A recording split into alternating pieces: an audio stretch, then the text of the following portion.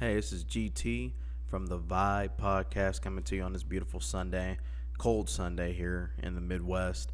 As you guys know, I get a thought on my head and I take it. So we're going to talk about um, why therapy doesn't work and reasons why therapy doesn't work and things you can do. And then we're going to talk about the second part, what it actually means to be a leader in your household as men.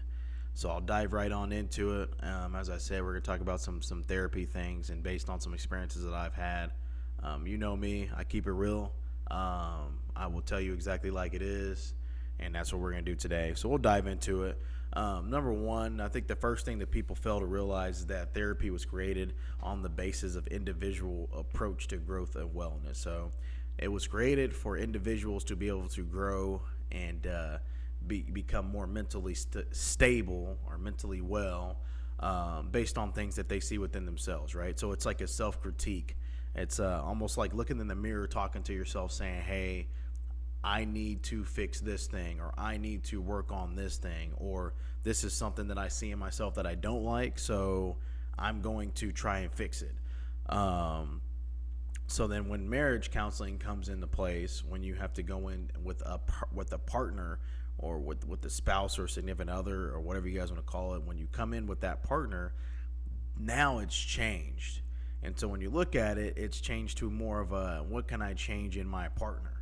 And so counseling has become more of a focus centered around the other or the significant other in the relationship, as opposed to keeping the holistic approach of what can I do to be better, or what are some things that I can fix, or some things in myself that I can make a few changes in order to help further grow the relationship. And so I think that that's something that wasn't taken into account when you added in the marriage philosophy into counseling, is that now you're counseling two people at the same time, right? And sometimes what happens when you counsel two people at the same time is you get a perspective from one person that says, I don't like this thing, and then you start talking and you get the perspective from this person, I don't like this thing.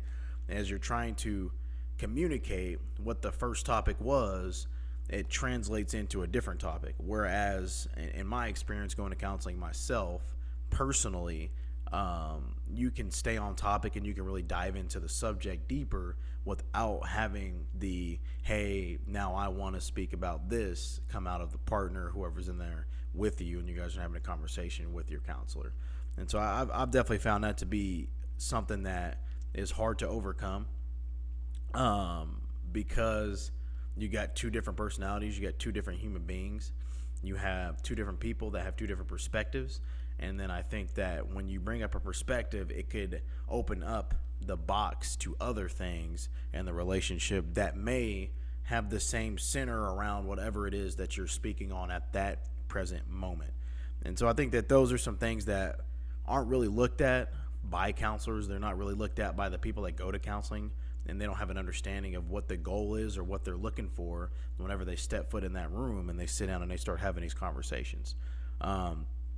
And I think that leads into the next thing, is that leads into a lack of accountability now, because when you're in there by yourself, there's nobody else to point a finger at. So you only can point the finger at yourself for the issues that you have personally and the issues that you are going through. So whatever it is that you're going through, say you're having issues asking for help. That was one thing that I struggle with, and I talked to my counselor about struggling to ask for help. Instead of being able to say, well, my partner does this, it's only me inside the room, so now it's internalized and I have to be honest with myself. And I think that what happens is when you add another person into the room with you, the ability to be honest with yourself tends to cease, because now you got somewhere where you can point a finger. And it's natural human nature to want to point a finger at somebody else for your issues or your problems or whatever is going on, your own happiness and all that. So it's natural for people to want to point a finger at somebody else as opposed to take responsibility for whatever it is that they need to fix within themselves so that they can grow. Because at the end of the day, growth is very individualized. And if you can't grow as an individual, you can't grow as a couple. Because couple growth is actually two people growing.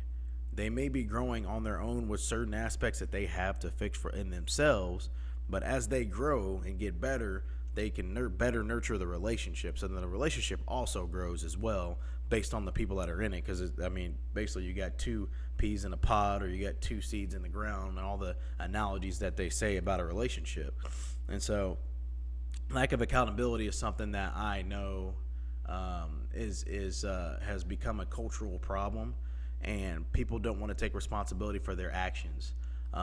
They want to point a finger and say it's somebody else's fault, or it's something that they weren't given, or we become a very excuse-driven culture where we, as people, have modeled ourselves after the I can make the excuse for the reason why I can't do whatever it is that I'm saying that I can't do.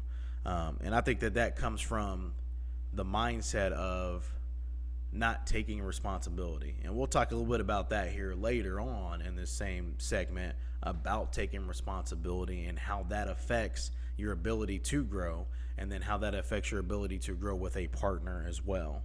One thing that I've also seen is the use of emotional manipulation. So you go into counseling sessions and somebody doesn't like what's being said about them, so then they get emotional.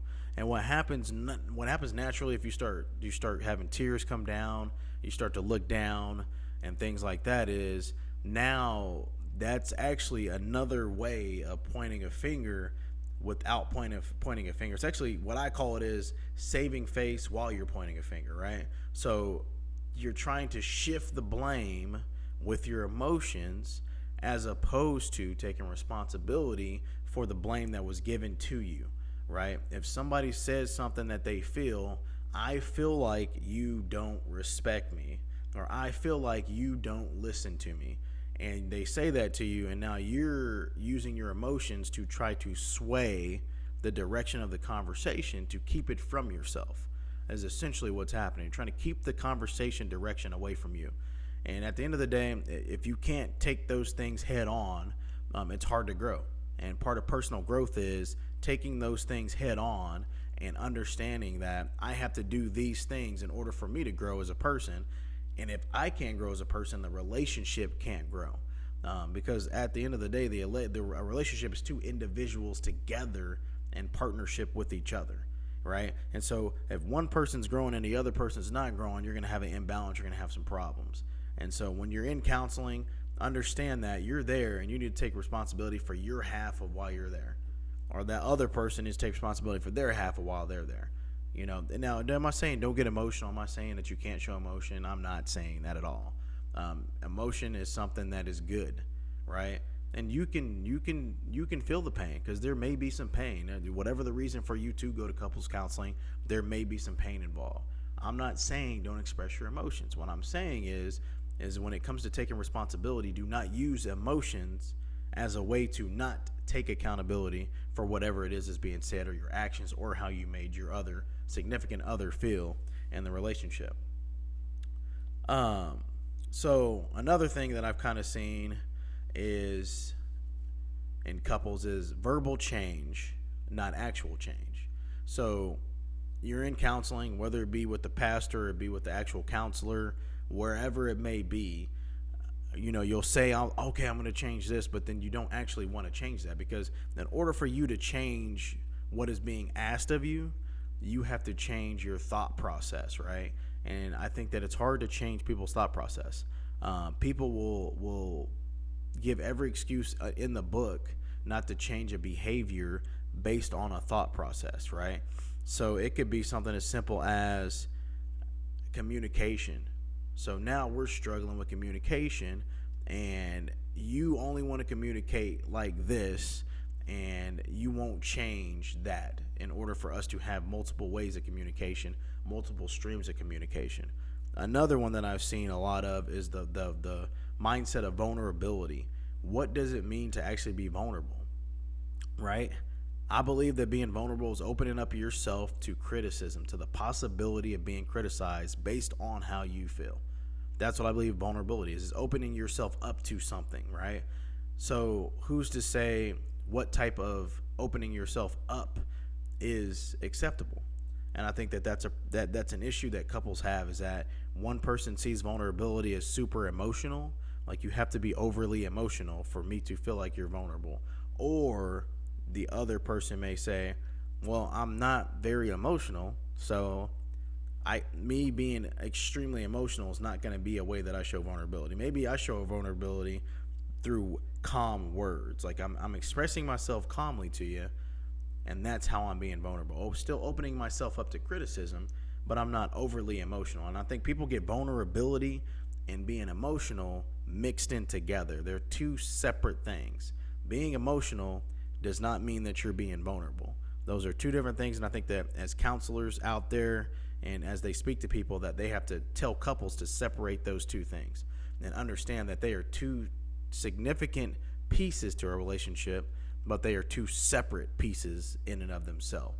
And so understanding that, I think, will help with some of the issues that I've seen with couples and then with my own experience going into counseling. Another thing that I see is not communicating the real issues. So you go to counseling, you know what the real issues are, but you don't communicate those. You go in and you kind of sugarcoat, you beat around the bush. A lot of times people do this to save face. They want to keep an image. And I think that if you're so in tune with keeping a specific type of image, you're not going to have a good relationship because you're going to cater to your image and not your partner. And in a relationship, you can't cater to an image and not your partner. That's not going to work. Like, you may be able to tread along for a couple years, but eventually these things will start to come out. Because in a relationship, you cater to your partner. If you cater to your image, it's kind of being selfish. When in a relationship, it's selfless. You have to be more selfless. You have to put somebody else's needs above your own needs. And so catering to a specific image that you want to keep because you're trying to save face or whatever it may be, when you go into counseling, if you have that mindset, it's not going to work. You're not going to get the benefits out of counseling if you're not open and honest about who you are and what you believe, and then also how you feel. And so I think that that's another thing that I've seen is communicate the real issues when you go to counseling. Don't try to save face. So then we'll look at cultural issues. So when you look at cultural issues, culture has changed. We have more of a culture of lack of accountability. People don't take responsibility for their actions. So people blame others for why they are where they are or why they are the way that they are. People don't self-reflect as much as they used to. People aren't as disciplined and as respectful as they used to be. And so I think that those are things that play into the different types of counseling and the different type of outcomes that you get from counseling, right? So then we look at counseling as a whole. Like, you have a mental health professional, therapist that goes to school for therapy. And then you also have the other side, which is the religious side. So you have pastors who may counsel. And a lot of pastors will tell you straight up, you need to go see a counselor because that's not their field of study. That's not where they put their time and effort into, is the counseling side and understanding the therapeutic side of human nature, right? And so one thing that I've seen personally in the religious side of counseling is a very, very unequal rate of counseling or way of counseling. And what I mean is, even in the beginning, when you first go to your couples sessions with pastors, a lot of times the emphasis is put completely on, so it's 100% male. I'm going to be dominant on the male. I don't expect anything from the female.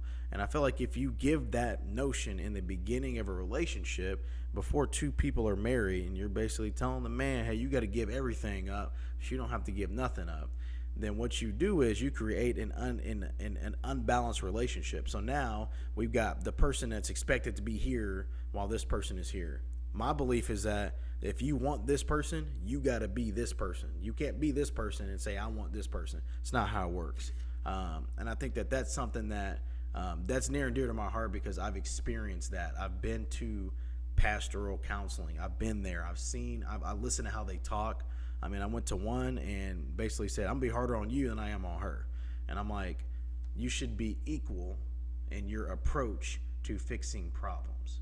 Because at the end of the day, we are all human. We all make mistakes, right? One mistake can't be pushed harder on than another mistake. And that also breeds lack of accountability. So now what we're saying is that this person's more accountable than this person for why we're here. And it's hard to fix a problem if you come in with the preconceived bias or notion that, okay, this person's more responsible just because he is of this gender or just because he is like this. And I think that also, as I spoke in my prior podcast, churches have become very female and child centric. And so it's naturally going to have a bias to women and children. Naturally. Culture naturally has a bias toward women and children. It was Chris Rock that said men are not loved unconditionally. They're only loved on the basis that they provide something. In the religious teachings that I've seen, that I've experienced, they play into that culture. That is a culture that was created of the world, not of the church and Jesus Christ. And so that's where I think that the religious side needs to come back to the spirituality of what the expectation is for men and women as couples. And I think that we need to get back on the rails, because when you veer off the rails and you have a couple comes in to speak to you about issues that they're having, and you're off the rails with your teaching, you're not going to be able to help them fix the problems that are at hand, right? You're going to have one person taking all the accountability and one person not taking any. I mean, it even goes back to theology and the way that people look at Adam and Eve. At the end of the day, Adam and Eve both made a mistake. They both messed up, right? But it's always been seen as Adam's sin, as Adam is the reason for the fall of man. He's the reason for, and that puts all the emphasis on one person, and you take the accountability from the other person. So what we're saying is, hey, this one person's accountable, even though this person made the action, the actual overt action. This person's responsible for this other person's action. So when this person doesn't have to take responsibility for anything, this person is basically found not guilty in the court of law, while this person's found guilty in the court of law. This person shot the gun, right? Shot the gun and killed the person. But because this person over here didn't stop this person from shooting the gun, this person goes to prison, but this person is exonerated because, well, that's just how we see it. And I think that when you go to counseling and a counselor already has a preconceived bias or notion toward one sex or gender or whatever you want to call it, you're not going to get significant counseling, and you're not going to be able to fix the actual issues, because at the end of the day, there's that underlying issue of accountability. And I think that that's the number one thing that it takes to fix a relationship, is people taking responsibility. And so if you go somewhere where they're not going to hold people accountable, they're going to hold one person more accountable than the other, then it's an oxymoron. Then you're not even going to get where you're trying to go. So I implore pastors and religious people to understand that you can't have a bias when it comes to fixing issues. You have to see the issue for what it is, and whoever's responsible for that side of the issue needs to take responsibility for that side of the issue. You also have to preach accountability in relationships, because accountability is key in relationships. If you can't take accountability for your actions, then you shouldn't be in a relationship anyway. And so we need to get off the train and the high horse of one-sided accountability in the realm of church when we're talking to couples, when we're mentoring and counseling couples, and get back to, we all take responsibility for whatever actions or whatever part that we played in, whatever issues have come up. And I think that will help bridge the gap, lower the divorce rate, and also make waves in households in America where you have two adults that are together that both take responsibility, and then they can grow. Because if you don't take responsibility, you're not going to change anything. And that's one thing that I've seen. That's one thing I've experienced my own self. I've had issues sometimes with taking responsibility. And so I had to change. I had to say, I'm going to take responsibility for my actions so I could be a better man. And I feel like I've become a better man because I made those changes over the years. It's hard, yes. Do you want to look at yourself in the mirror and say, man, I suck? You absolutely do not want to do that.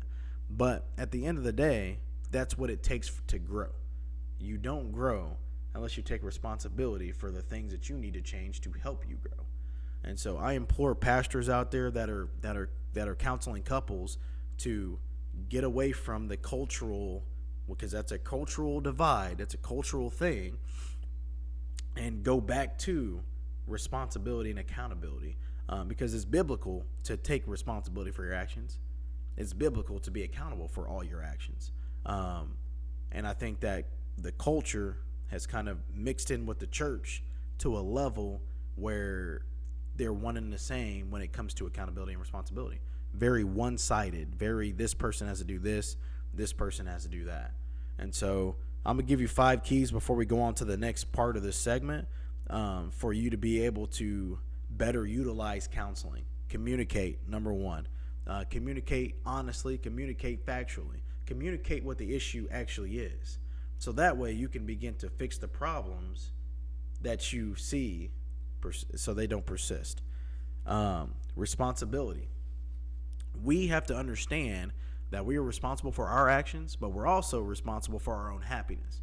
I don't put my happiness on my partner. My partner doesn't put their happiness on me. You are responsible for yourself being happy.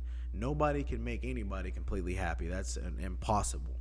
That's an impossible feat, and that's something that you should never want to put on your partner. Accountability, right? So when you go into counseling sessions, take accountability.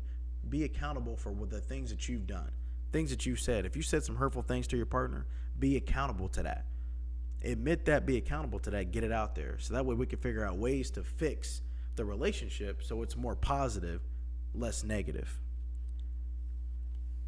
Selfless.